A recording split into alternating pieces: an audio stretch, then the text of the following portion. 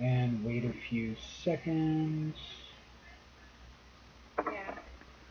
All right. Okay, everybody, thank you for joining in. We are going to listen to Ronald Reagan again. Ed wanted it to happen, and then we'll get to Ed. So, without any further ado, here we go. Stop to think how unique we really are.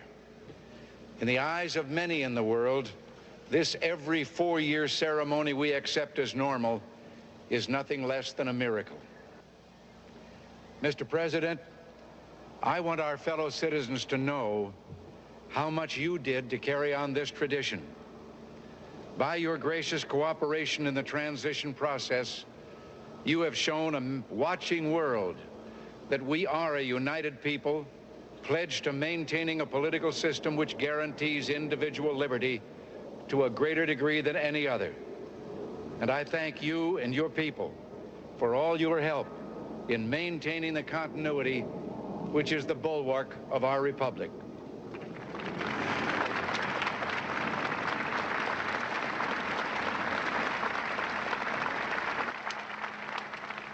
From time to time, we've been tempted to believe that society has become too complex to be managed by self-rule, that government by an elite group is superior to government for, by, and of the people. Well, if no one among us is capable of governing himself, then who among us has the capacity to govern someone else? So as we begin, let us take inventory. We are a nation that has a government, not the other way around.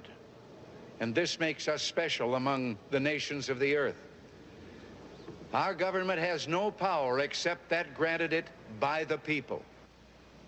It is time to check and reverse the growth of government, which shows signs of having grown beyond the consent of the governed. It is my intention to curb the size and influence of the federal establishment and to demand recognition of the distinction between the powers granted to the federal government and those reserved to the states or to the people.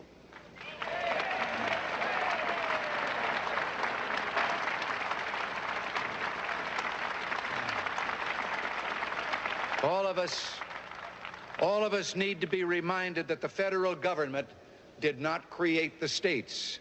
The states created the federal government.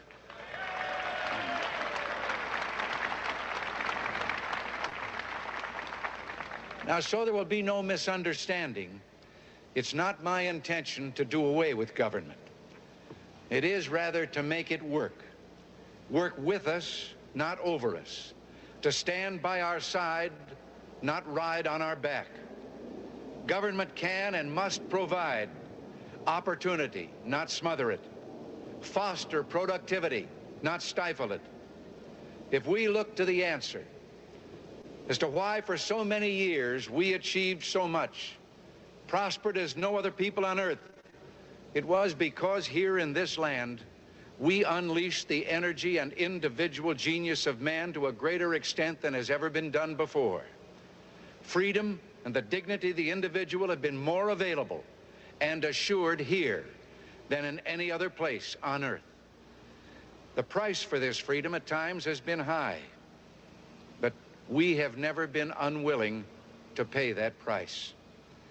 It is no coincidence that our present troubles parallel and are proportionate to the intervention and intrusion in our lives that result from unnecessary and excessive growth of government.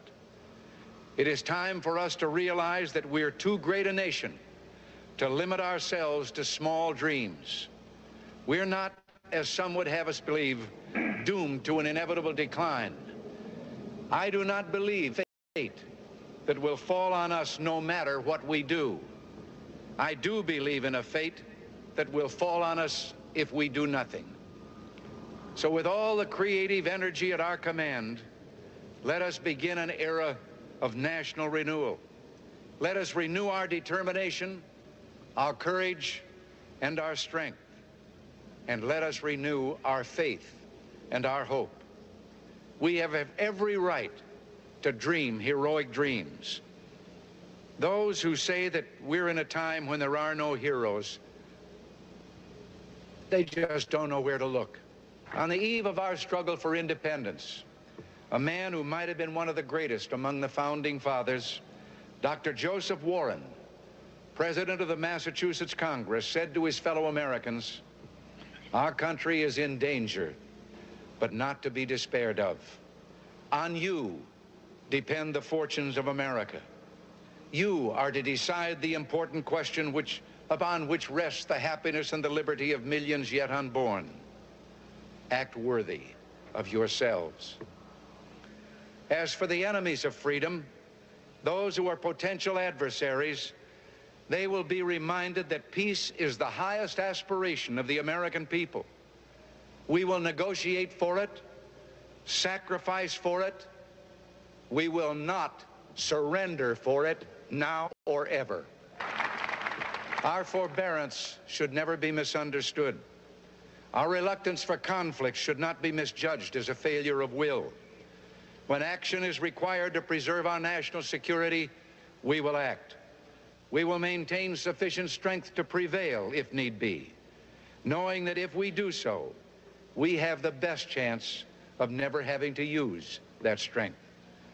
Above all, we must realize that no arsenal or no weapon in the arsenals of the world is so formidable as the will and moral courage of free men and women.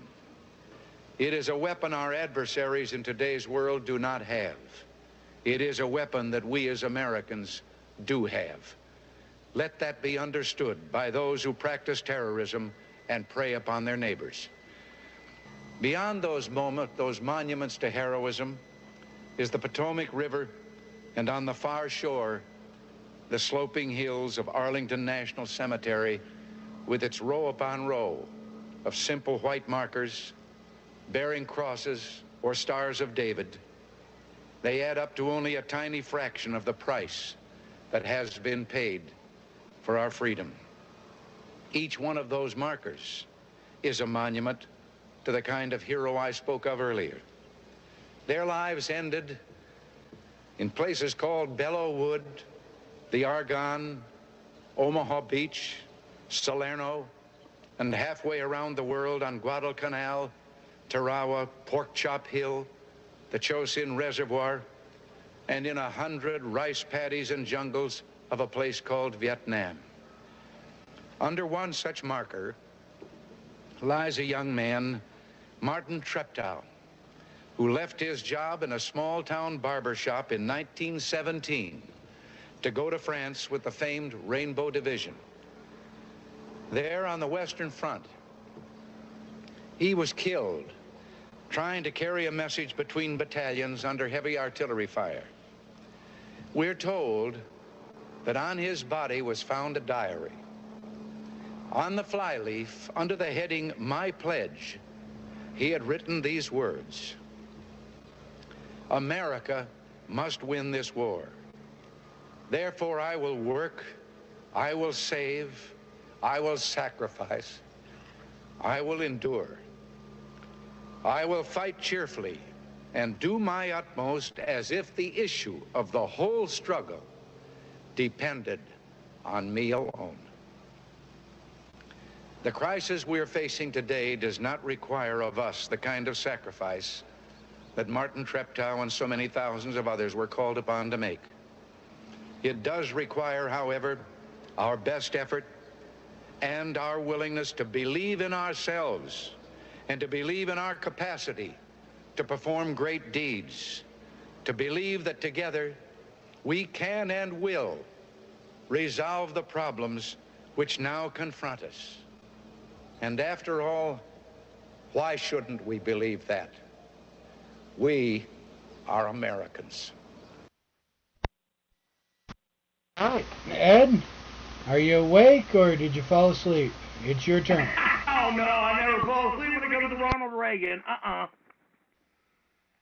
No, that's one thing. He, to my family, was a personal family friend.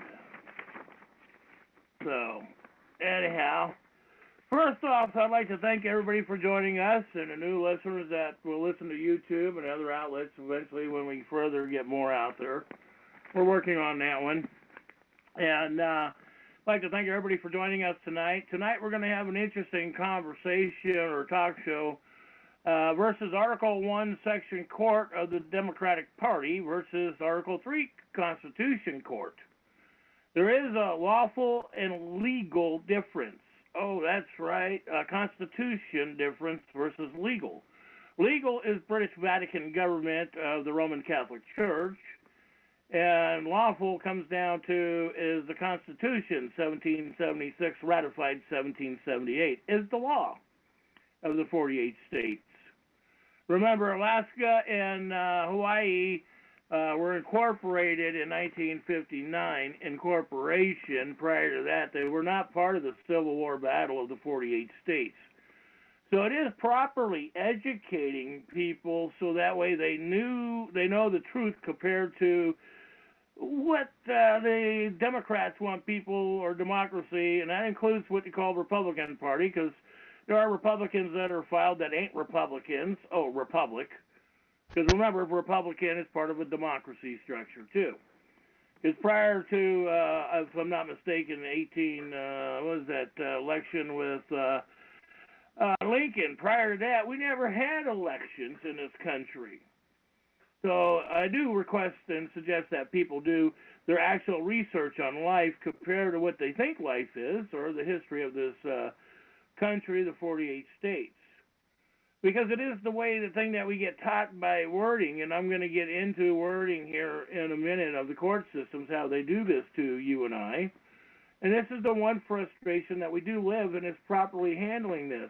Because right now I'm working on basically a text for an affidavit for the media that I'm going to be putting out myself to the media as a letter to the editor, questioning the lawful, legal difference of the three branches of government, and that is the corporation branches compared to the fourth branch of government, because the fourth branch of government is we the people.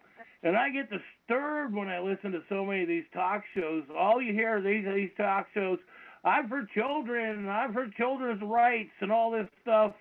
And I got to call bullshit on you folks, because all you say is the three branches of government.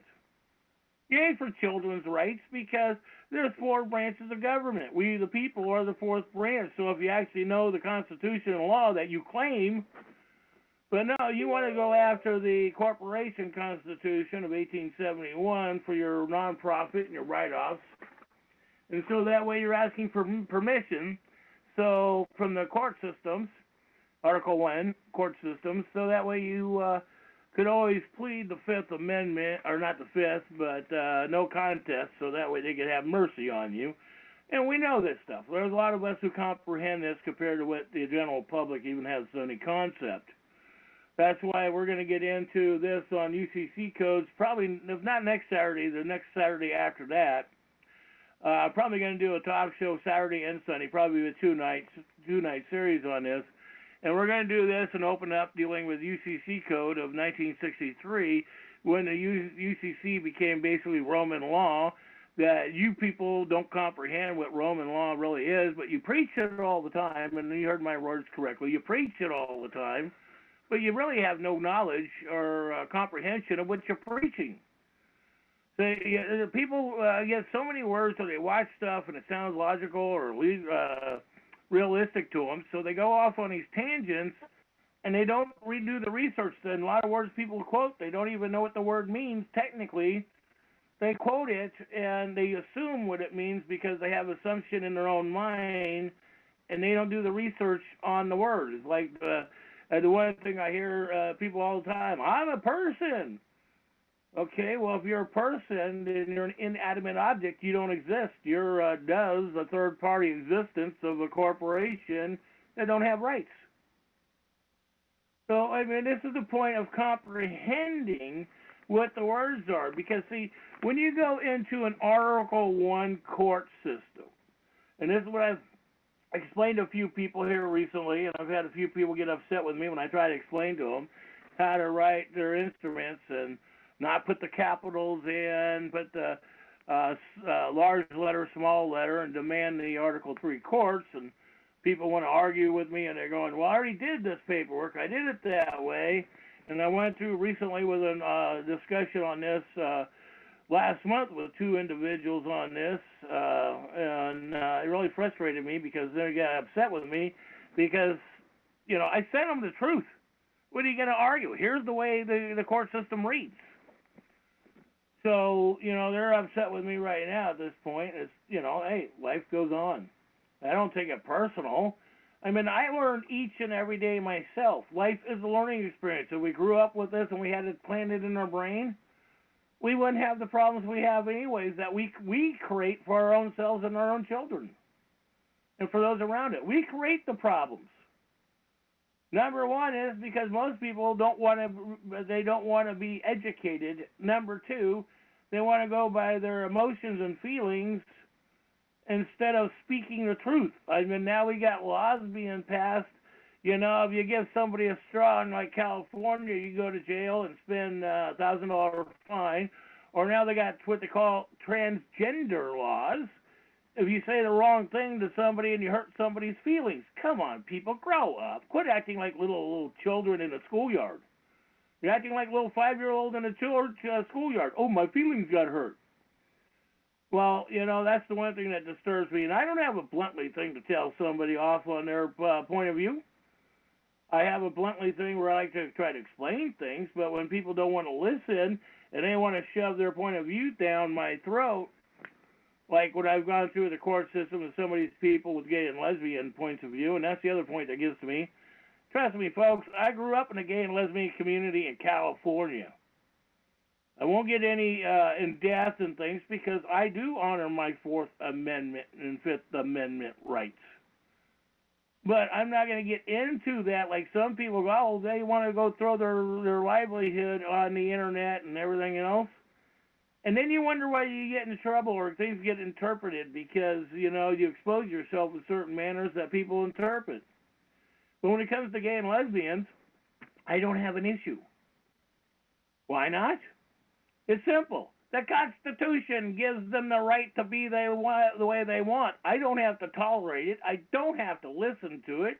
And I don't want to participate in their damn parades that are out there saying, I'm what I am, and nobody gives a damn when it really comes down to it. The only thing the government, we the people are the government. And let me clarify that. You're elected and public servants, your senators and House of Representatives. The only reason why they give a damn about that when they pass administrative rules, we could tax it through the IRS, the British government. Read your 1938 Foreign Agent Registration Act. Educate yourself. So we can make profit on it. We can write it off on the DUNS numbers, and we can write it off on birth certificate accounts. So we're making income. And, folks, that's the way it really works. You got to wake up to even the court system how it really works. Because the courts don't give a damn about you. It's like the one thing that there's a gentleman that has a wonderful, wonderful pamphlet, and I do plan on getting it copied and put up on our website, and I thank him for giving us the permission to do that. But we'll copy it page for page so that way people could look at it, and it's called The Vulture's Book. But I love this point, the thing that he's got really on the front page. I mean, I admire this man because the front page says so much about the system. And trust me, I've argued with these senators, House of Representatives, bar attorneys, the state attorney general. I started arguing or having some discussions, and I really didn't argue with a lot of them until later on. But I had a lot of open discussions with them going back when it really comes down to the real history.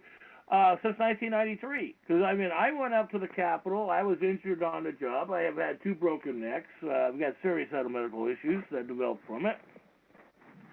But anyhow, and those were I got 2 broken necks. Basically, when it comes down to it, for on-the-job injuries, that Workman's Comp became a democracy corporation that screws you, and I'll be getting into that here in another talk show because I want to really get into Workman's Comp and what they've changed administrative rules. Because Workman's Comp actually goes back to piracy, and remember, piracy really didn't happen until the British government, because they weren't having wars anymore, so the sailors for the British government. All they knew was rape, rob, pillage, and murder, so that way piracy became in existence. And not only that, the Spaniards did the same thing. That's real history. But I want to get back to this instrument that I have, that I like to call an instrument, because it's well written, and this is an instrument that actually could be entered in a court record. And so in an Article I court, and I'm writing this up dealing with the birth certificates and this stuff, because I've got the structure I'm putting together right now for men and women to ask their senators, congressmen, and House of Representative members the 4 points of structure of the law. We the people of the law, we are the government. I'm asking them on the legislative part of the law, what they call it, we are the fourth branch of government. And there's three branches of government that are underneath us. And let me clarify that for those who don't comprehend, we are not a democracy, and if you want democratic democracy, please go back to England. You know, even John Oliver, who does an HBO special, he's got some of it. I've had stuff I sent to him. And it's interesting when you watch different things about things that are said, you know where they come from when you watch it on the mainstream media. And it is interesting because they pick up on certain things, but they can't cross certain lines because they like their big paychecks. But you remember, in the three branches of government of the corporation, Article 1, Section of the Constitution, the corporation constitution, not the Constitution of we the people. The 1871 British Vatican Constitution structure of the Article 1 courts, when they started getting those through, and that's the one thing that people got to realize. The powers are legislative, executive, and administrative, basically, is what it comes down to. And you have to look at administration. That comes from like your governor, your president. These are the structures when it comes down to your system of your employees. Remember, we have elected and public servants. They are not our representatives. And if you want them to be a representative, then force them to go to court and represent you in court. Quit hiring a damn attorney from England. Attorneys are going to lie to you. Oh, we don't sit there and register under the British Auxiliary Register, the King or Queen of England. They lie. Look it up in Black Law Dictionary and Bouvier's Dictionary. Attorneys, lawyers, district attorneys, and judges are liars. It says it by their own structure. That's how they make a living, is conning you out of your assets.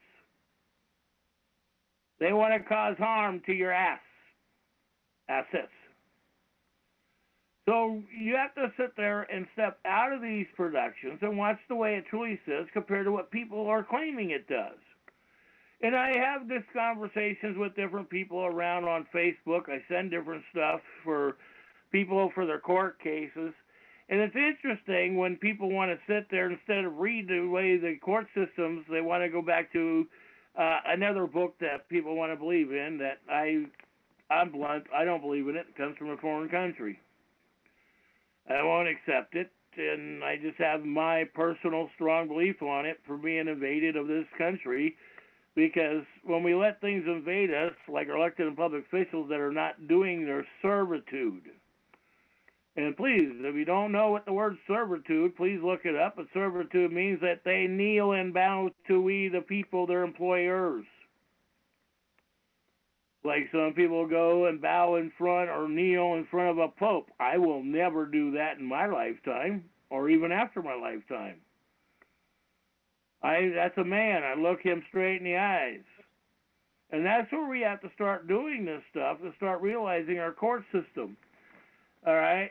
Now, when the court system is unconstitutional, especially the Supreme Court judges. You know, most of the judges do and take what they want, and they are required to take an oath to the Constitution.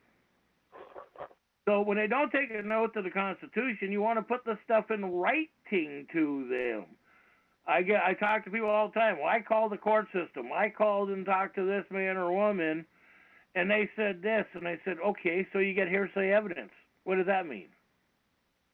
Well, I mean, they told me this, and even though I have it recorded, here's the other one I love people when they say, I got it recorded.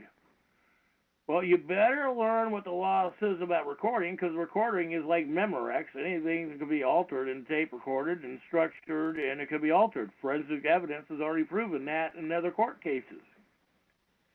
So the one thing is I have a gentleman that very intelligent that recommends get it in writing from them. You want their signature, preferably certified. Absolutely. Always ask for everything certified. Because if it's certified by their own words, what are they going to do? Go against that? So when you do your court cases and you do this stuff to require your evidence of factual statements, because a judge, a district attorney, a lawyer, these are all hearsay, third-party hearsay evidence. They're admissible in court. A judge will even tell you that's admissible. And if you don't comprehend that, I do recommend a movie that I preach all the time. And I can preach that as a preacher, but it's called Interstate 60. It's comedy. It actually walks you through some of the court systems and how they do things. It's a very good movie. It's like when a judge, and I've been through this myself, when a judge sits there, corporation judge, you got to comprehend the separation of corporation compared to an Article 3 that the Constitution goes by. But I've got a judge that says, okay, you don't like it, take it to the Court of Appeals. Well, the Court of Appeals is there for judges for violation of your constitutional rights to cover up the corruption. Their point of the Court of Appeals is to justify their actions of insulting your rights of lawful circumstances. And the Court of Appeals sometimes will slip things through. It's like the Ninth Circuit Court did a good one here last month, where the Court of Appeals, and I'm not putting this in this letter I'm putting out to people to ask their public servants. I'm not putting it out in any fashion in the letter. But the Ninth Circuit Court came back in federal court recently and said that the parent has a right, and the DHS worker or the sheriff or the police department have to have a real warrant to take a child in custody. That's why I'm putting this thing on Facebook. I should have it out sometime tonight. I'm batting it around with a couple people. I want to make sure that it comes into a point where it makes logical sense. It has some teeth in the thing, so when you send this out to your public servants, they comprehend that you know the separation of the four branches of the government, so either they're going to respond or they're not. And the other point is that if they don't respond, you want to put a 7-day limit on that, and that does not include Saturday and Sunday or holidays. So if it's Saturday and Sunday, they actually get 9 days, but you're putting a 7-day deal on it by their administrative structure, what they do to we the people.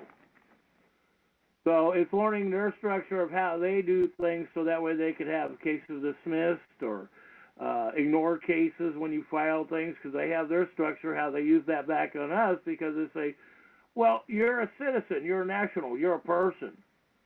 So when you claim to be a citizen or national or person, you're claiming to be in the democratic democracy system of an Article I court system, so that's how they get away with this. You want to comprehend and read the Article 3 court systems. Because Article 3 court is the lawful system of the Constitution. And I do recommend, and I think we have that video too, it's called Republic versus Democracy, where, the sheriff rides up because the sheriff has the only lawful duty. Police departments do, deputies do not. Deputy sheriffs do not. Deputy sheriffs and police departments are rent-a-cop for hire. They're no different than a mall cop, and I personally know that, and I know that circumstances of how it works. The only one that was passed administratively by Constitution and by the Congress was the sheriff, and I believe that was in 1870. They had what they call sheriffs that were enacted in 1820, but basically a sheriff was not enacted until Congress passed it, because it wasn't a structure that was actually passed. It's like the IRS. IRS has not passed. The 16th Amendment was never ratified. If you look at the 16th Amendment and go back in real history, only 3 of the states wanted to ratify it, and the other states in the Union said, to hell with you. We're not paying British Vatican Christian or Bible taxes. We're not paying the privilege to breathe air like they do in England right now. It's in your property taxes. They're trying to do that to you right now in the United States. It's called the carbon tax. Remember, you breathe in air, you blow out carbon, and your skin releases carbon. So they're charging you for life. And the state of Oregon is actually working on a new tax right now to charge you for the privilege of water. Literally the privilege of water. And if you don't pay that, you're not entitled to life. And I got a few more bills that have come up in Oregon that I'll be doing here in 3 weeks on the next talk show, getting into some Oregon bills that are going across the country. Because people have to realize that these bills that they're doing are administrative bills. It's like going in a restaurant, they're writing a bill, you ordered this, you ordered that. You ordered steak and eggs, so here's your bill to pay for the bill. So they're going by bills that they're whining to the general public because they got all these liberals that are not educated or intelligent. They've been, some that got degrees in universities, but they're not educated. They're programmed. So they get these degrees and they think they know what they're talking about, but they don't know the separation of lawful and legal. They don't know the structure of common sense. You know, it's like the deal that finally just came out with the, what was that shooting, Sandy Hook shooting. Not only the FBI, but now the certificates, non-certificates came out on the death. There's nobody that was actually recorded and filed in the death certificates in that incident. So we have to destroy the school to get rid of the evidence. Now, there's a lot of questions that go on in Florida. I haven't done extensive research on that like I did with the shooting in Las Vegas on the controversy with those ones, and now that's starting to surface. But the one in Florida is like, who knows? But the point is that I agree. Every teacher should have an arm on them. And the state in Sweden, in the country of Sweden, every teacher carries 3 30-round clips with their rifle and 3 clips, 13 clips for their pistols. Every teacher is armed in Sweden. Wait a minute. Sweden has never had a war on it because everybody, by Sweden law, everybody for each arm they carry with rifle or pistol or sidearm, whatever we're doing legal or lawful in that statement, the Sweden government law states clearly you have to carry 1,000 rounds for each arm in your possession.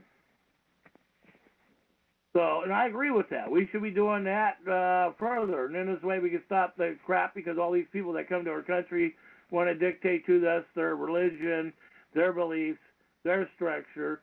In this country, when you go back to the forefathers that wrote the structure so we had a real Article 3 court corporation. Oh, sorry for saying the devil's word.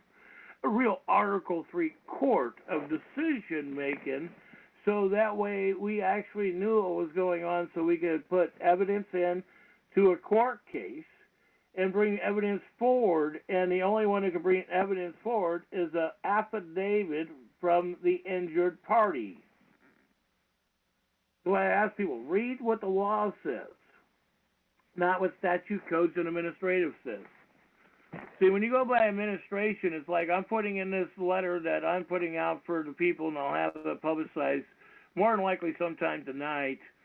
Yeah, we're going to work on it tonight. But I even got the structure in here that some would even question dealing with the Article 1 court system. And it guarantees basically health insurance, medical, Obamacare is basically what it says. And that's, I took it right off a website, from the government website itself, to put it in there. But see, the other point is that people say, well, the Constitution says you're not entitled to medical or dental. You're not entitled to medical coverage. Well, I really would like to explain this to you folks, if you actually read. Doesn't the Constitution say life, liberty, and the pursuit of happiness? Without a smile, you can't be happy. Without medical, you can't be happy. Until 1973, medical was covered 100% by the corporation government. And it really didn't come out of taxes if you do the research, which I have done. And then they started putting that in the taxes after 1940. 1940, they started putting that into the tax structure. So that was in your property tax structure if you have ambulances and hospitals and all that.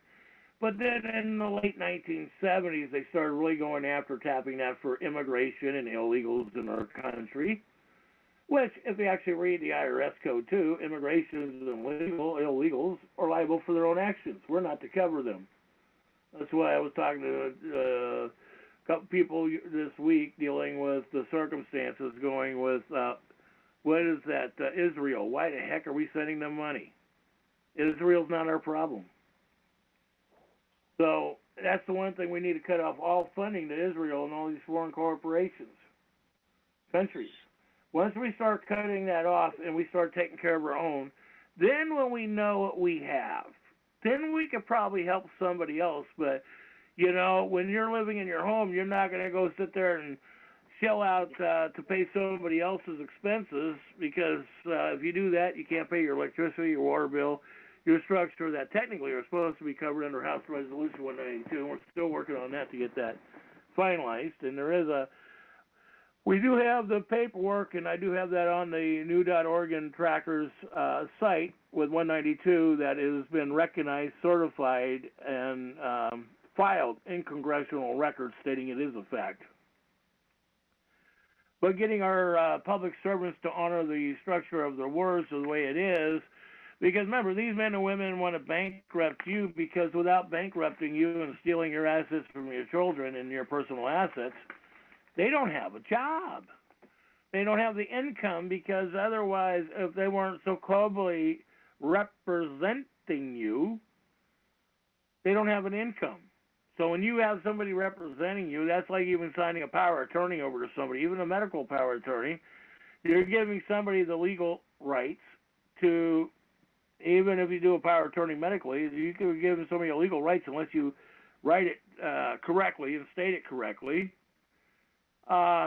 If you don't do it in that fashion, you're giving somebody the right actually to murder you too. And remember, homicide is legal. That's what they call when police murder somebody, is homicide. And there's a few other legal points of view. We'll get to that. I've mentioned that in other shows, other things, other talk shows I've talked to.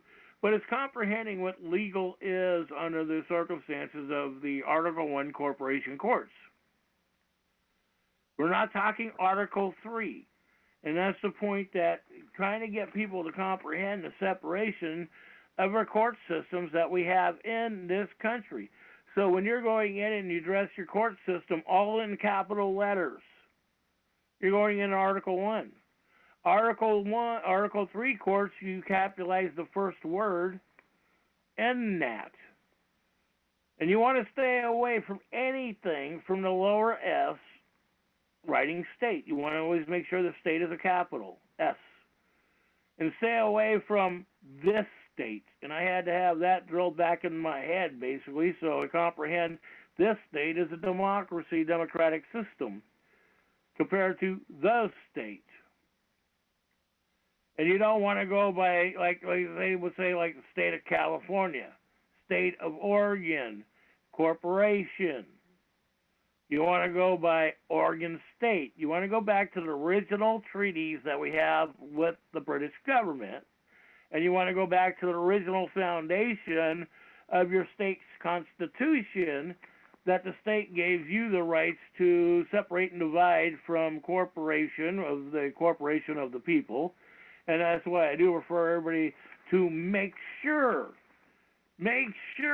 that you read your 1938 Foreign Agent Registration Act.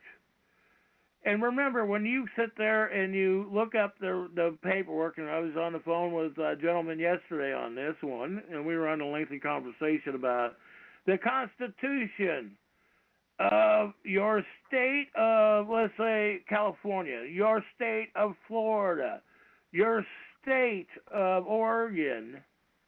That's the corporation state of the British registration government. And if you guys got to realize your Vatican runs this stuff. And when it comes to your state, district, and county officials, officers, remember the term officer. Even if it's a county commissioner, they're called officers. So it's learning what these words mean compared to what we think they are. It's like the word laughter, and you put an S in front of laughter, it becomes slaughter. So it's learning the word game. And that, like I said, when you start putting these together, and you put the points together like this state, the corporation state versus the lawful state, and putting this to the point where you start comprehending how your court system works. Because it's like when you go into your Article 1 court, basically you're the Christian slave, is one way to look at it. The prosecuting attorney is called Goliath. Remember, him and the judge and the clerk and all them, that's where you want to put always in, you want to put a conflict of interest statement. Because you want to have a conflict of interest statement pointed in that, who do they get paid for?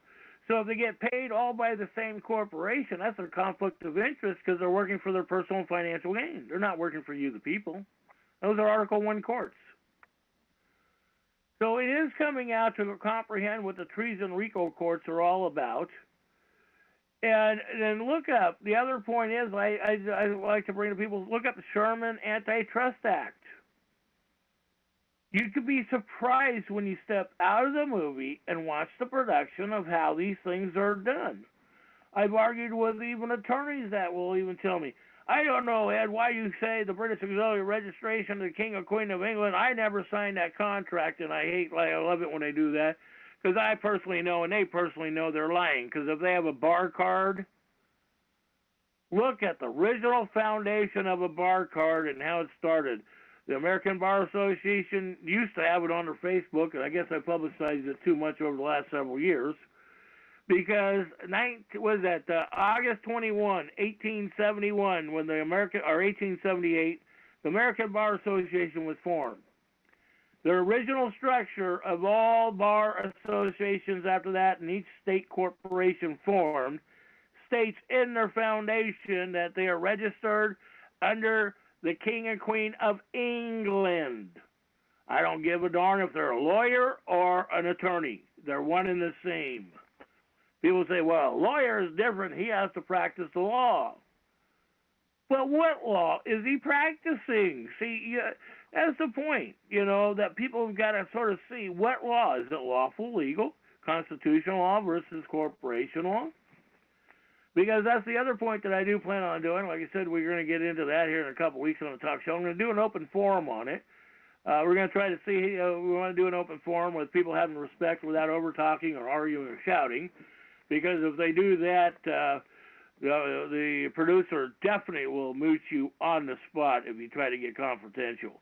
They'll give you the benefit once, maybe twice, but the third time, forget it.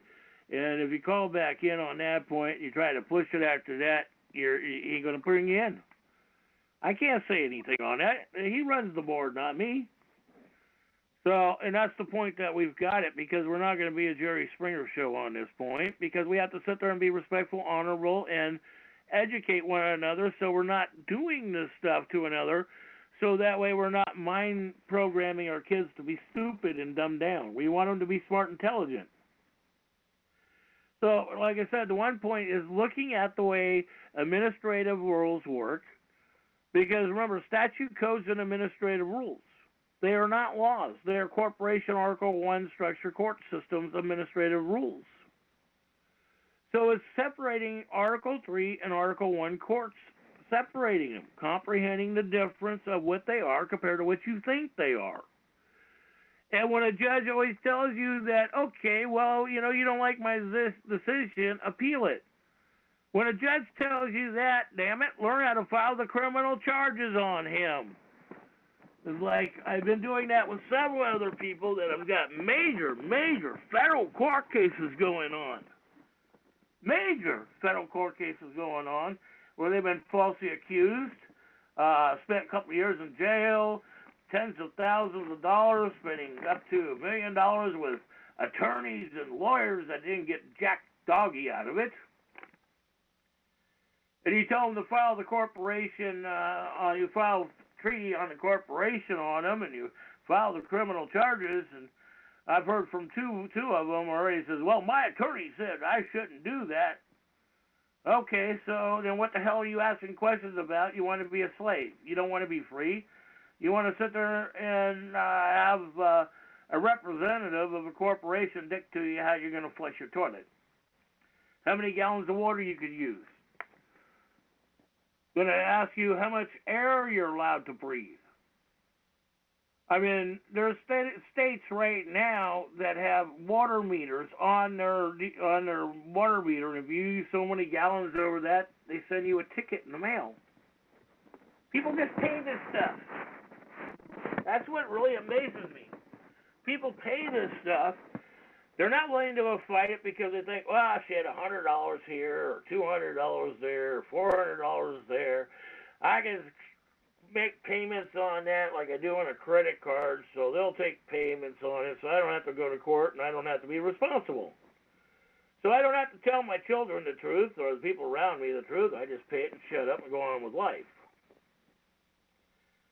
And that is disturbing because we wonder why our country is in the devastation it is right now, why we're being invaded by foreign invaders.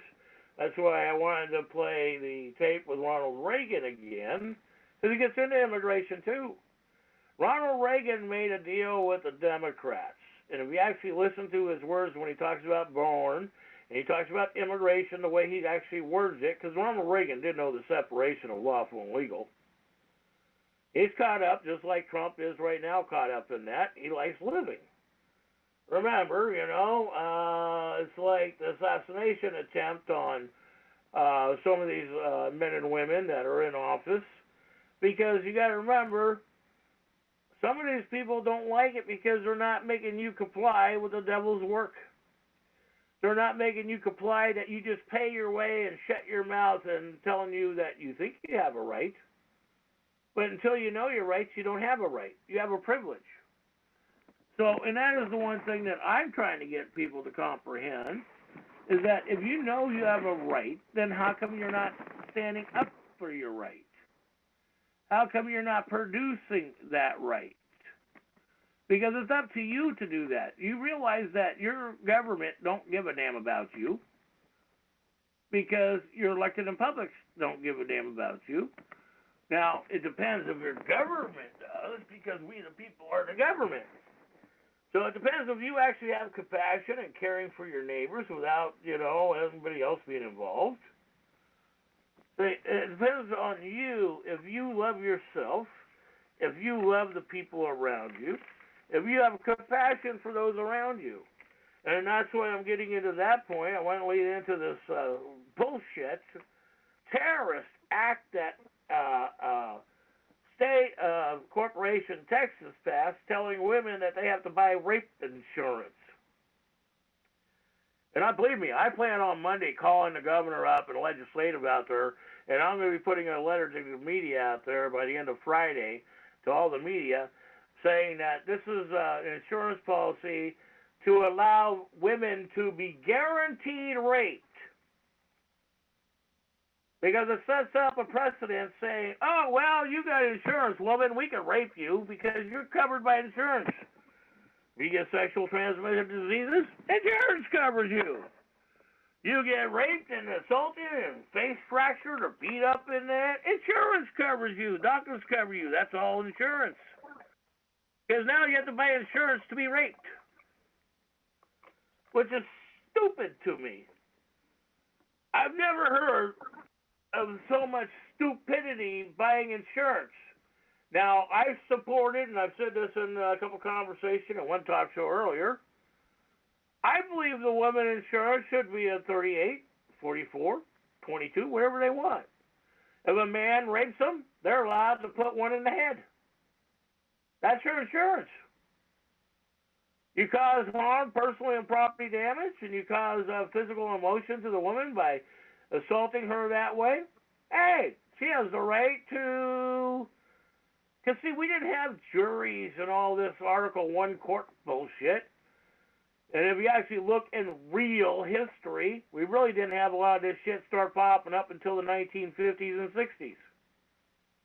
Prior to that, you know, vengeance. Well, as I have a different point that some people will say, I look at it, vengeance is mine, said the Lord. And people say, well, God meant that for vengeance for the Lord. Well, when I say mine, that's me, myself, and I. So that means I'm allowed to have vengeance, clear conscience. You do that to my woman or something, vengeance is mine, said the Lord. Doesn't say vengeance is God, says the Lord. It says mine. So, I mean, people disagree with me on that one, but I just look at it that point of view is that the woman has the right to do that. I mean, and not believe me, I have pulled sidearm on a couple men in my past for assaulting women. In my past, in my younger years, I beat the living daylights out of a couple guys that assaulted a woman. No compassion involved. And they went after me, oh, you should go to jail, Ed, because you assaulted this guy for doing that to this woman. And I'm going, fuck you, let's go to court, because when I get out of court, I'm just going to beat you up again. Because you have no right to do that to women. See, we didn't have this compassionate court. Now we're getting into the state like California passed a bill dealing with what they call transgender, whatever that really comes down to, because that's a created word. That's a word that's only been introduced to our vocabulary over the last 25 years, when it really comes down to it. You know, and you'll look at certain things that they try to say was done in the 1800s or the 19th century or the 1900s. But remember, we didn't have administrative rules in this type of circumstances until 1940s.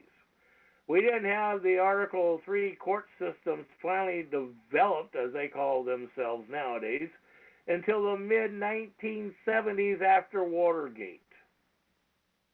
Do your research. Read congressional records. I even put this up dealing with congressional records where lawyers or their licenses of fraud, and that was proven in 1967 by Congress itself. So, I mean, like I said, they wrote it. We, the lawful bloodline Americans, quote the original Constitution to the best of our ability. We are not lawyers. We are not what you call professionals in those fields. We're men and women who've got years educating ourselves because we're not going to sit there and sell our soul to what some would consider the devil. Because, I mean, it's like, you know, there's priests that are finally coming out and saying hell was created by the church to control man and women. Well, in the native territories, we never knew anything, to my knowledge, about, you know, my bloodline. I'm told different things about my bloodline, and so we all are. But at least I can prove mine beyond a shadow of a doubt to a certain year in this, on this soil, 48 states. In 1884 was the laws and administrative rules and the court decisions that stated that you had to be 5 or more generations. And you read the Constitution, it even says you have to be born on this soil. Doesn't say land. And I've had conversations with a couple of gentlemen over that one. You know, it's like land is the air above you, the land above you, the corporation, like the state of Oregon, is above you, not beneath you, of the soil you're standing on. They create words to get you going where people use different words, and they know it's a word game. But until you folks start comprehending more than you do about the word game and how it affects you in your living, you know, especially I do recommend people watching a videotape called 1871 Vatican Constitution, how it works. We have that on our website. And it's like these things that we're bringing to your attention, we want to make sure you know how to defend yourself. And when I get this letter publicized here tonight, and I will be publicizing it on Facebook, and we'll get it on our website so it's officially published. We will get it out to the media because I will be sending this out to every newspaper in the state of Oregon myself, besides each and every House and Senate member, myself, and ask them to clarify the four branches of government who owns the children, who owns the child. See, it's like I have been arguing with different people for the last several years in several groups that have formed up over this, birth certificate groups and a lot of those things. And I try to explain to them, and they go, well, we want to end the birth certificate. And I'm going, no, you don't. Because you guys don't even comprehend what the birth certificate registration really is. I want the birth certificate registration because I want to know if men or women are lawful or legal on the soil. Because we have a right to defend our land from foreign invasion. How do we know foreign invaders? One of the reasons is not only do they come here on ships or, through what they call legal immigration or illegal immigration, but it's by the birth certificate registration numbers. So if you get a birth certificate and, we can tell who's lawful and legal. They've already argued that with Obama and proven that one way or the other, so let's be honest about it. There's videotapes of him even publicly admitting at public hearings, he even admits he was born in Kenya, not here. And then people say, well, the corporation contract of the Constitution says, well, it's a corporation, so they can be born anywhere they want. No. The Organic Constitution clearly states you have to be born on this soil. Soil, not land. Not a foreign land, a foreign country. I know that because I actually have a instrument filed on literally actor governor, Kate Brown of the Oregon State Corporation. And she's been using public funding for her own personal financial gain. And then I always love this point because I'm going to tell you, I was talking to a gentleman earlier and they're going, well, Kate Brown has lobbyists and not one of them were paid. Well, I'm going to be honest with you, folks. I know how that one got developed because, see, I got forced into being a registered lobbyist in 2006 when I had Senate bills with my name on them. And by administrative rules, it states in it if you make $75, over $75, that you don't have to register your income. So they went after me on it. That was done by Kate Brown, Terry Thompson, Peter Courtney. So they went after me on this to prove where I was getting my income. Well, I'm disabled. I got screwed on the job. I didn't think about the way they were actually originally coming after me. But they came after me by administrative rules, and I'm like, no, I can prove I'm paying for this out of my own pocket, going back and forth to the Capitol. I can prove that I'm paying for everything when I go eat at the cafeteria downstairs in the Capitol. Sometimes somebody would buy me lunch.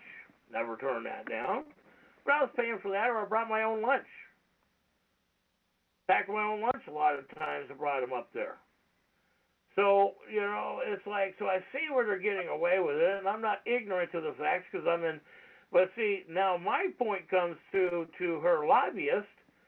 I think those donations from the backside, if they're writing off on a 501c3, which more than likely they are, now that could be investigated.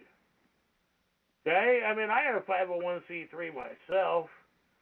It's still one that I think is registered, but I don't have income coming in. I can prove that. There's no direct deposits to the bank account that was set up on it. Nothing there, So, and of course, the state of Oregon says that you're not making, I got a letter from them on one of my 501c3s. My God, you're not making an income off of this 501c3. We're going to cancel your 501c3 because you're not making an income to verify it. Where does it say in a 501c3 I have to have an income to verify the 501c3? I've got it so if anybody wants to donate, they can donate. Which I never took any real donations off of the damn thing, I'll tell you that. Once in a while I pull into a gas station, somebody will say the gas is on me, or I'll go to a restaurant and they'll say your money's no good here. So I never argue with that, realistically. But I didn't have a paper trail going into my pocket claiming this stuff, like these men and women do.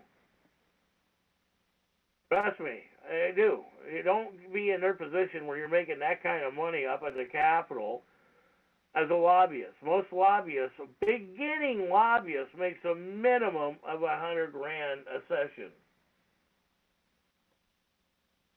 And some of them can make up to at least $10 million a session or a biennium of the session. That's 2 years. So there's a lot of people that really make a good living off it and sell their soul, but I have a problem. I can't sell my soul to company store because I have a conscience. So my conscience matters more to me than paper instruments of a foreign corporation called the Treasury. And yes, we need that to survive right now, and that's a part of the structure we're living, because they butchered our public land right now, because our deer and elk have been so devastated, because they're putting up new homes for even in my own county, my own territory here above my house, they tore down a hillside above my house. Over 30,000 trees got wiped out, and they're putting up a new development, and I hope that's not where the new foreign corporation is going up there for illegal immigrants, because we already had a project going on the other side of my house for 330 housing development, apartment housing for them. And thank God, the great spirit that got killed. I sort of know people got involved in that because we weren't going to allow it. We ain't paying the taxpayers' money or the corporation structure for immigration, legal or illegal. Legal immigration has to have a job, pay their own bills, and pay their own structure. It's the same thing when you go to a foreign country. If you don't have that, they don't have welfare in Mexico. You can't pay it. Either they put you in jail for a minimum of 1 year. Immigration law says basically 2 years in Mexico. Or they throw you over the border immediately. And so once we start comprehending that and close our borders and all this stuff, and everybody keeps going, well, America is supposed to be open. No, because these Article I courts want to make an income off of rape, robbing, and pillaging. That's how they make their livelihood. They even make their livelihood with the tax collectors called police officers, cops. They are tax collectors and rapers, robbers, and murderers for the city and county state corporations. Everybody says, oh, yeah, don't call a cop a murderer or a rapist or whatever. How many cops shoot people in the street today because they don't do it? I just got murdered in the street because just last week, it was in the media, because he wouldn't show the cop his ID.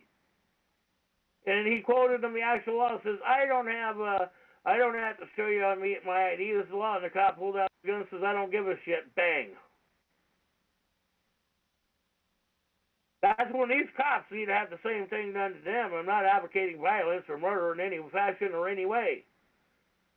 But as the book says, an eye for an eye, a tooth for a tooth. So if they want to preach that, go to church and have their beliefs, you're entitled to your beliefs. I'm not advocating violence or assaulting anybody. I wouldn't do that. But I do believe that a man or woman definitely has the right to defend themselves no matter what the circumstances. So when Texas passed this so-called women's rape bill that women have to have insurance, what about men? Why can't men could be raped? Where's the insurance on men? See, these guys that are passing these bills, and the women that go along with these bills, senators and congressmen, women, they do it because they're paid. They don't give a shit about any women in their lives. When was the last time you've gone in? The only senator that I knew had any compassion for people, real compassion, was Nancy Schaefer. And she got murdered for exposing CPS in Georgia. Because she brought out the real truth of how they're robbing, and murdering people for the court system called human trafficking, slavery. So she brought it out, and she was getting ready to do a big record opening on the whole thing, and then her and her husband was murdered in their home. And I watch people going, oh, we're going to have a Nancy Schaefer Day and all this. How come you're not sitting there going, all right, in the honor of Nancy Schaefer, we're going to file these instruments and asking the senators and House of Representatives who owns the children, who gives me the right to travel, who gives me the right to feed myself without asking the permission of a grocery store or a senator or a representative. See, this is what disturbs me about people. You know, everybody wants something for nothing. So long as the nothing doesn't come from your pocketbook or the thing that you don't have to put yourself on the front line to speak up. So we do this, and the men and women who do speak up, and then you go attacking people like myself who speak up, bringing the facts. And trust me, I mean, I've had a lot of people going after me, trying to tell me that what I bring to the table doesn't make sense or doesn't do this. Yeah, I'm not going to sell my soul to the company store. I'm not going to sell my soul for you. I don't give a damn about your store products. You know? I mean, you know, once upon a time, Alex Jones had some things going for him, and now all of a sudden, he's all about selling himself. Alex Jones says, oh, I need $60 million a year so I can pay the production and all these people. What kind of crap is that? You know, I mean, Alex Jones wasn't doing a lot of this stuff. He does bring some good information out on the table because his connections. We won't go there. Everybody knows his connections. But, you know, Alex, when you're sitting there trying to pump out your products when you can't even drink the crap that you're selling. I mean, because people, when you watch Alex Jones take some of his own products that he puts out in the market, you can see his face reaction.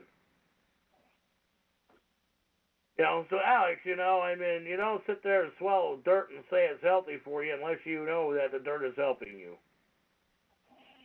And I'm not doing a personal attack on you, Alex. I'm just bringing up a point that you can see on videos that you put out yourself. So, I mean, think about that one thing, guy. You know, are you going to stand up for the truth? I mean, there's been a couple times I actually was scheduled to go on the Alex Jones show, and then I got canceled because of what I was going to say, because they didn't want me to bring up certain things on the show of facts. And one of them was the structure on police departments of the circumstances of being a rent-a-cop.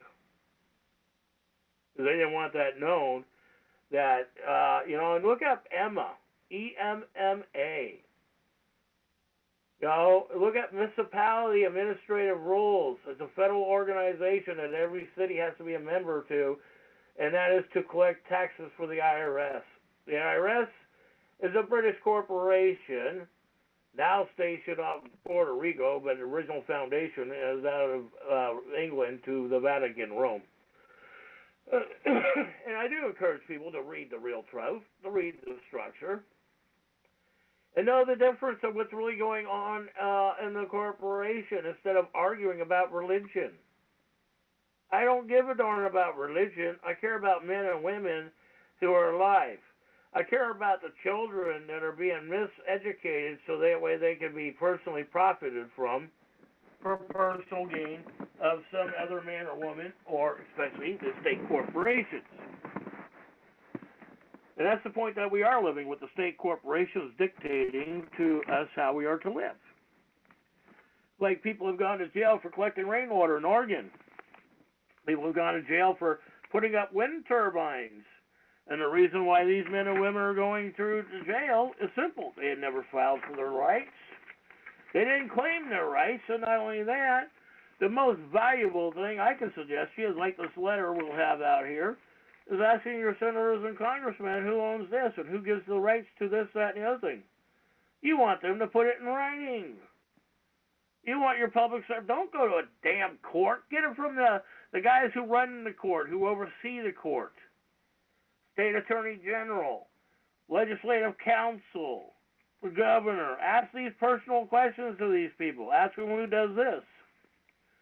Get it in writing from them. We're going to have a letter here next week to Dexter. Hang on a second.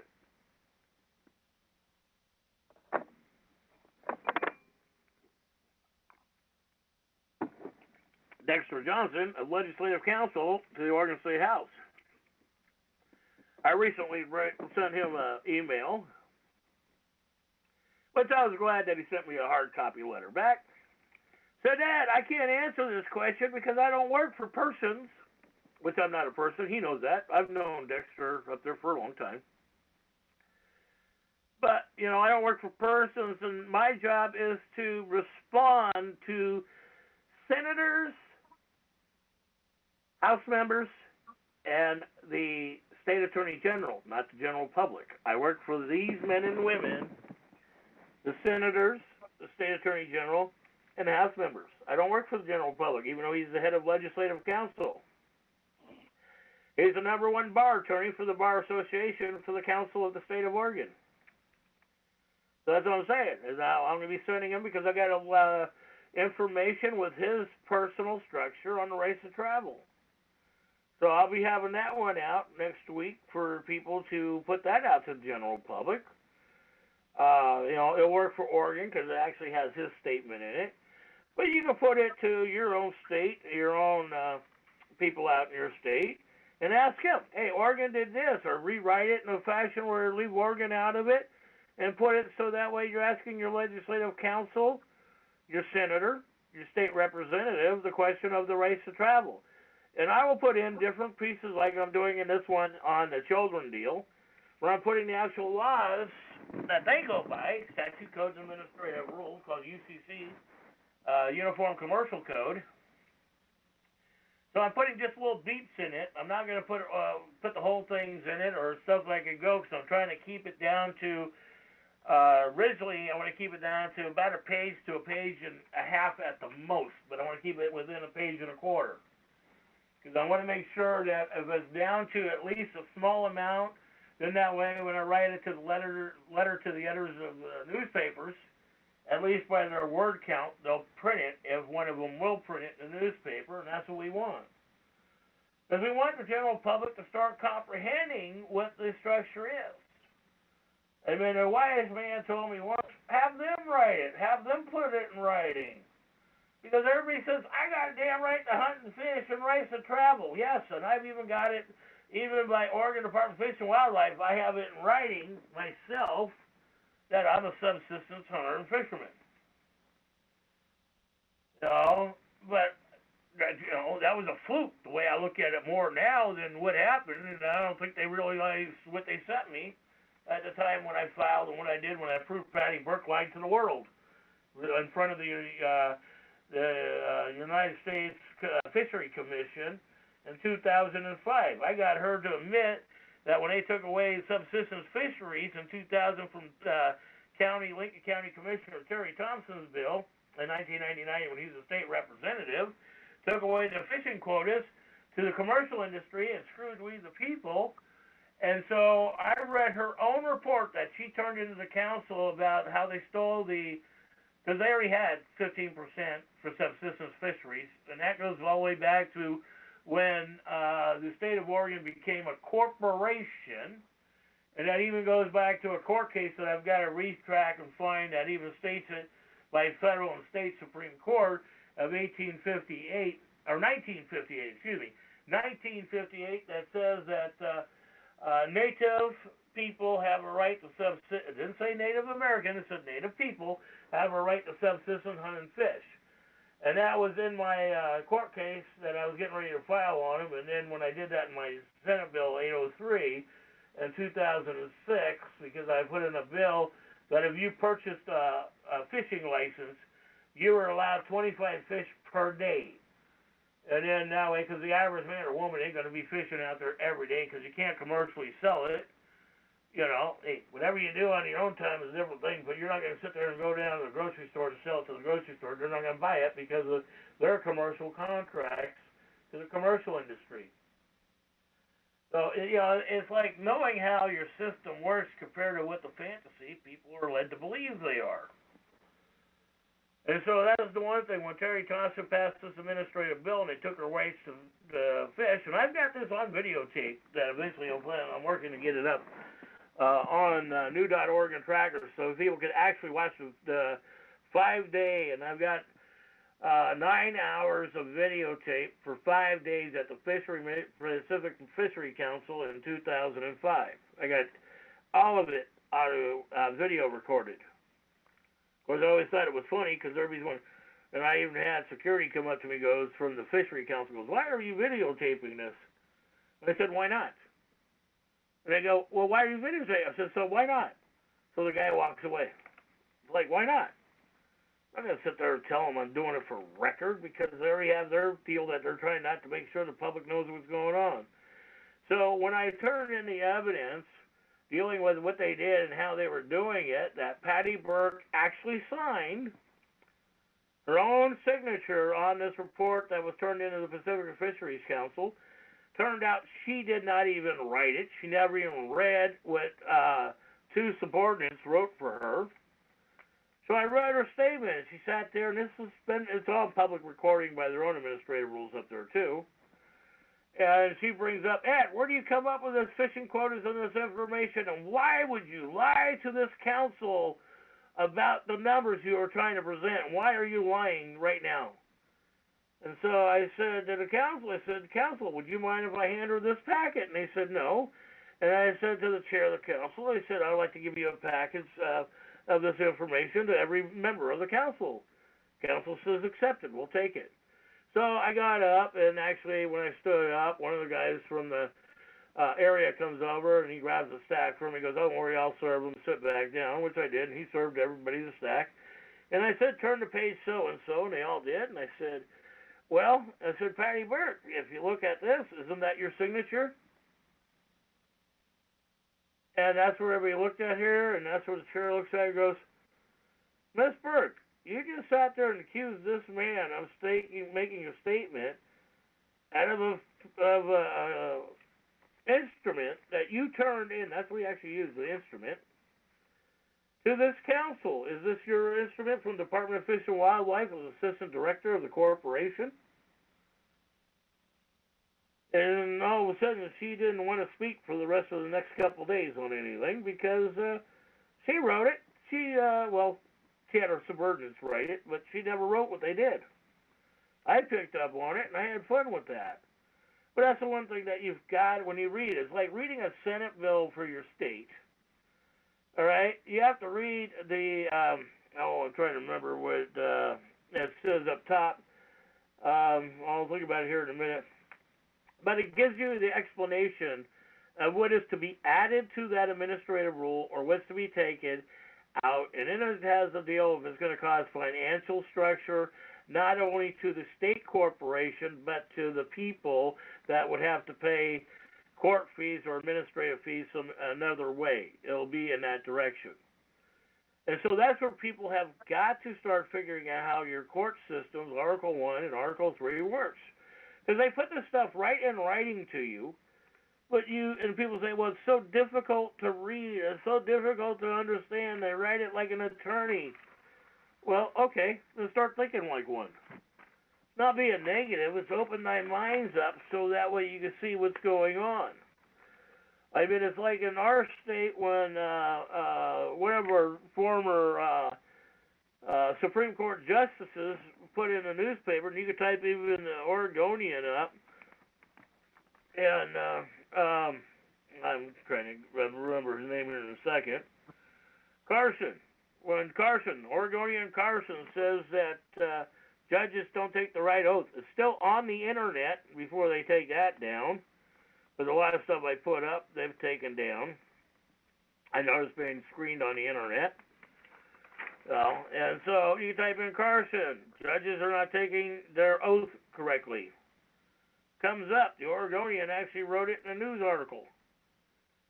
But, of course, they bury this stuff, so that way we're not dealing with it because they don't want people to know this stuff of what's going on.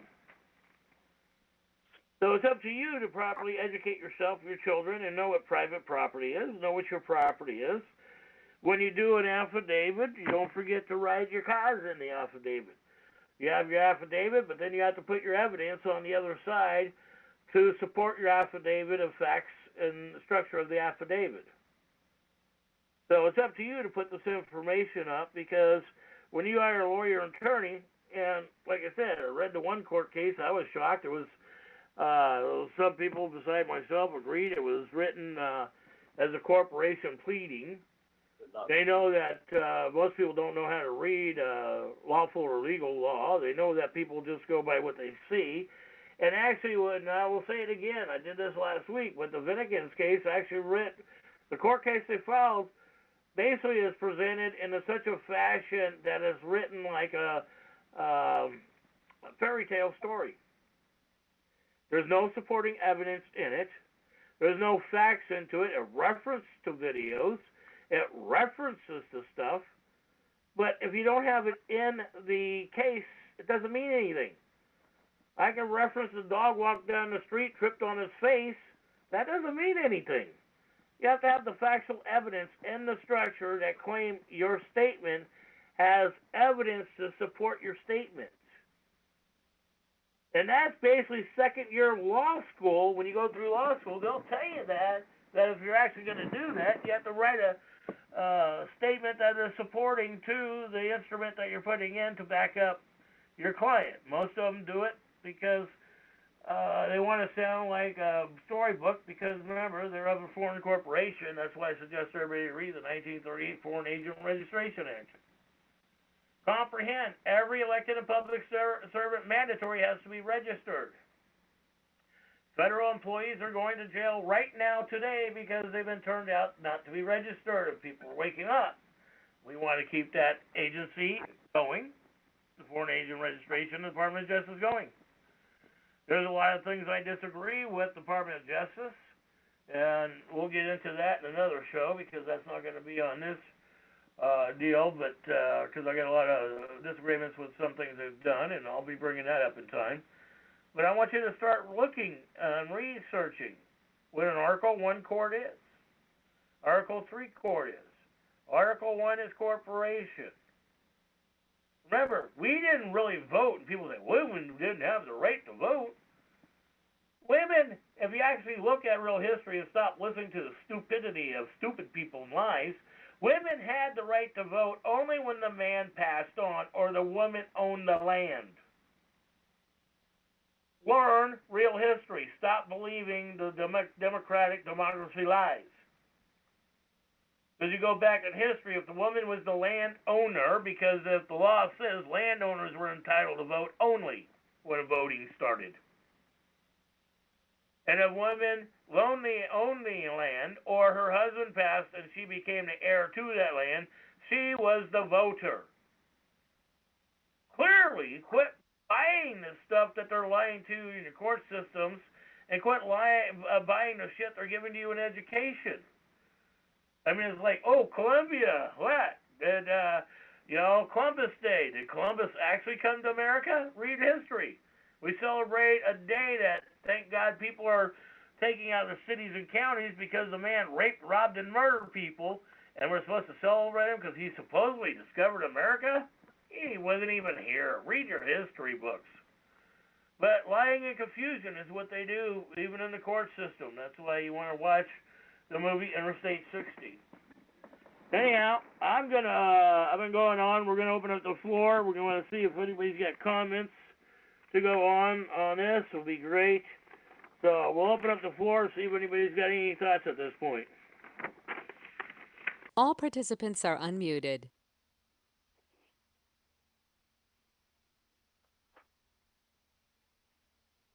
Okay? Nobody wants to chime in. That's fine. The other point I want to bring up to people's attention is that go to your courthouse and ask them for a mission statement. Go to your city hall, ask them for a mission statement. Get the city corporation structure of their paperwork, ask them to get it certified. Ask them to get it certified. That means if they're claiming it, they have to go buy it. If they're not going by it, what do you expect? See, it's time for we the people to be we the people instead of being so divided. And we've been divided since World War II. World War II, we're told we're fighting a war, and then we find out the war we're fighting basically was the Germans and the British government wanting to control the world. And they're sort of doing that right now because it's called the formation of the United Nations. That's the whole point, Foreign National Act. So realize the truth of these things, of what you're going through in these structures, of what's going on around you. So, anyhow, get a mission statement from the court system. And personally go in and try to get it. I called up the city and county. I called the county for a mission statement of the county clerks. So you got to go back and record because I think I actually have one when I ran for county commissioner, I think I got one for myself. I got to see if it's still on my records. Because I did get one certified back when I ran for county commissioner, just to make sure, because I wanted to make sure when I did my oath of office, I knew what oath I was taking. Because I have been elected an official before in the past, and it is knowing the oath that you take. And I do have the oath that I took hanging on my wall in my office. I was elected to local school committee. Local school committee had authority. Local school board members do not. When I recalled the entire school board in Lincoln County in 2002, 2003, the State House of Senate voted out local school committees, even though that was voted in by the people. It was voted in by the people, but these men and women think that they can change your Constitution. It's like in 2000, the Democratic Party with Kate Brown changed the Constitution that the attorneys and the Democratic Party own your property and land. That was 2002. Read the update in your Constitution. It says that the state of Oregon is a democracy now, not a republic. So it's time for people to start standing up and suing these men and women. And when you see men and women standing up, start backing them up. Because otherwise, I don't want to hear that I'm praying to God crap. Because either you're a man or you're not. Men and women stand together for this country. Praying doesn't do nothing unless you get off your knees and stand up. And that's a proven fact in history. Our forefathers they got off their knees if they were praying. And they went and fought a war for your freedom, your rights today. So stop letting them down for the lives that they lost for their own bloodline and family, saving this soil for your freedom. So I got a feeling that nobody wants to comment. We'll finish up the letters I'm trying to get out, and seeing that nobody wants to comment, I guess we'll call it a short night tonight. I'll be fine. Am I on? Go ahead. I'm just going to read this quick. That's not real quick, but it's about the courts. Congress also has the power, within certain limits, to create what are called Article I tribunals. Mm-hmm. These Article I tribunals are really akin to administrative agencies. That is, the judges do not have any constitutionally guaranteed lifetime tenure and protection from salary diminution. They are not governed by the case or controversy limitation of Article 3. At the present time, Article I courts include territorial courts, certain courts in the District of Columbia, courts martial, and legislative courts, and administrative agencies that adjudicate public rights. I just thought I'd tie that on with your case tonight. I'm reading that out of Black's Law, 10th edition, under Article I court. Mm-hmm. I appreciate it. Tells you all your courts what they are. They're unconstitutional courts. No, like I said, I had a conversation with somebody who wanted to argue with me. I was trying to explain what court to file in, and they didn't want to. They wanted to argue. But I appreciate you bringing that valid point up, because that's what I'm trying to get through. And that's sort of what the Bundys are fighting right now. They're fighting in an Article I court. They're not listening. And it's sad, because the Hammonds are doing the same thing. They're not listening. So, I mean, you can be programmed to think what you want in life, but to know the truth, and know tribunal courts, the tribunal is part of military structure, too. So it is one of those things of comprehending what lawful court is. Now, see, they go what they call lawful. In a democracy, it's called statute, codes, and administrative rules. I speak and this is a conflict that I've had with some people, and I talk to them and I go, Constitution is lawful, not legal. Legal is foreign court structure of the 1938 Foreign Agent Registration Act. So it is separation, lawful and legal, and I do stand on lawful in the Constitution. And that was a good point. I appreciate you bringing that up to us, sir, because that is an education that when people comprehend the true meaning of what they're living compared to what they think they're living, because they've been so altered, mind controlled by TV, movies, radios. Trust me, I was in the rock and roll movie industry. I watched how they put subliminal messages in the background that you don't catch. And the government pays and spends $1 billion on this every other year for this stuff to happen to mind control you. So do the churches. I hate to tell you that, but the churches do the same thing. So it is comprehending that. So anyhow, if anybody else doesn't have anything to say, I think that's a wonderful way to close the evening off. So with that, I would like to say thanks to the Great Spirit and Mother Earth for the life we got. Without that, and without them producing the Great Spirit and Woman, Earth, we wouldn't have children. And without the Creator, we could not eat without Mother Earth providing the food and nutrients to us. So with that, may the Creator bless you.